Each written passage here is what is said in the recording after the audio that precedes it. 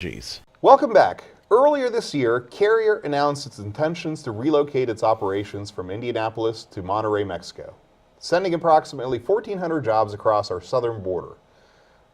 Ron, do you think Trump will be able to build a wall to keep Carrier in the United States? I think he already, as of today, which is the 30th day of November, 1,000 jobs are supposed to stay. I have a problem with that. What was given to keep those 1,000 jobs here? Well, was something given or was something threatened? Did we threaten what the company that owns Carrier would not get any military contracts? That's a possibility. And I know something that even Bernie Sanders was proposing to Trump. Yes. But I've watched company after company, and I'll name one right here, Potomac Addison, back years ago. Got exit on the Downsville Pike and Interstate 70. He got that exit there on Route 632, and they were going to bring all kind of things to Washington County, to the state of Maryland.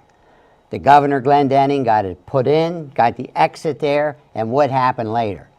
They hit the trail. Yep. Okay? And that's what big businesses tend to do. They come in, they get their breaks. It's a leverage, which has worked, to lower corporate taxes, to get the giveaways, to move one company in Ohio, which could have maybe gone to another state.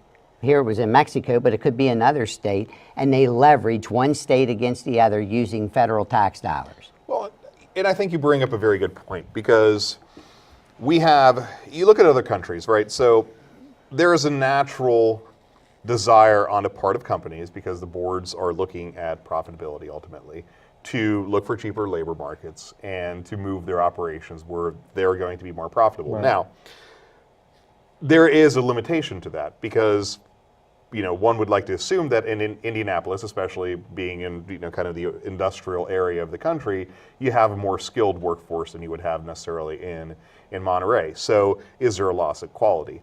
You look at other countries, so and the two examples I would give you would be places like Germany and Japan. I mean, they have fairly free trade. They have some protectionistic policies, but they're really not very protectionistic.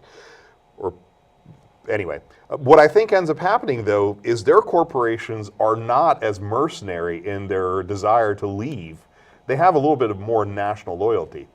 And that's the part that I really don't understand. So I don't think that protectionism is the right way to approach this. Putting in trade tariffs, tearing down free trade is not going to fix it. We need to come up with a way to incent, and this goes back to your point, to incent companies to want to stay here and to develop some sort of sense of patriotism, if you will, or loyalty to their workers. But they're on a global economy, don't forget that. So they got to sell all over the world. So to do all these things without giving them a vehicle, like you said, to be able to play one state against the other, to get themselves more benefits, and at the end make a decision that has, only serves their own interests. Yeah. Well, and we even see this kind of thing on the state level too. I mean, for example, there was a federal defense contractor here in Maryland. I think it was about a year ago that the state promised a whole bunch of funding to get them to keep their headquarters here in Maryland. Otherwise, they were going to move to Virginia. I mean, it's all a numbers game of who's going to give me the best amount of money? But you got to play in the game. You got to play Trump's the game. willing to play in the game. That's what I like about Trump. Trump loves to play the game. He's willing. That's here in Washington County, the city of Hagerstown. The weakest place in the state of Maryland for economic development. Yep, the weakest place in the state of Maryland is right here in Hagerstown, Washington County for economic development. Trump and Hogan, as what they do, we can do here. Exactly. We can go out and make some offers. We can go out and do some things. We can change our economic development portfolio, so to speak. We can do that. We have authority over that. We don't have to say it's because of state regulations. We don't have to say it's the state's fault. It's our fault for not being able to compete here in this geographic area. And I hope people look at what Trump is attempting to do.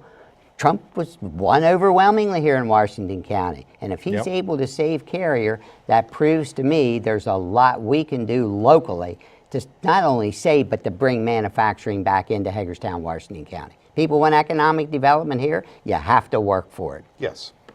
Well, but that requires, and I think that's a good point, that does require people in the leadership of the county to actually make And those city. decisions. And city. Oh yeah, in city. Yeah, and you and I, we've talked about some of this stuff before too, as far as, how can we get, promote Washington County to businesses to say, hey, come do manufacturing here. And, and you talked about, leverage how good our infrastructure is. Here we've got, rail access, we've got an airport access, and we're at the intersection of two major highways, 81 and 70, that gives you access to pretty much all points north, south, east, and west. Railways, runways, and roadways. Absolutely. Yep. So, and maybe that's what we need to also try to do on a national level as well, is talk about how great our infrastructure is. Because we have some wonderful infrastructure in certain parts of the country. And but some not of it all is parts. falling apart. And some of it is falling apart, which we need to fix. And Which I'm we do glad need to that's fix. something that's very encouraging is the fact that we are finally talking about this. Yeah. Well, we did talk about it, but it wasn't shovel ready. Well, now it's not going to be. Now it's going to. What's Paul Ryan going to say now? We don't have the money. So then what's going to He happen? doesn't have the to political infrastructure? clout, unfortunately, because of the mechanics that are going on inside of the Republican Party. He really can't say no to Trump, at least not for 2 years. So he's going to have to play. And it's the irony there is the fact that things that were being proposed during the Obama administration will now get done because the president has a different letter in front of his name. And that's a good thing. Well, it's a good I thing hope that it's they're a gonna good get thing. done. Yeah. It's It's a very ironic, good thing. It's but- ironic, but it's a good thing. Yeah, it's definitely a good thing. So, Up next, our panel looks into the details of the OPEC deal. Stay tuned.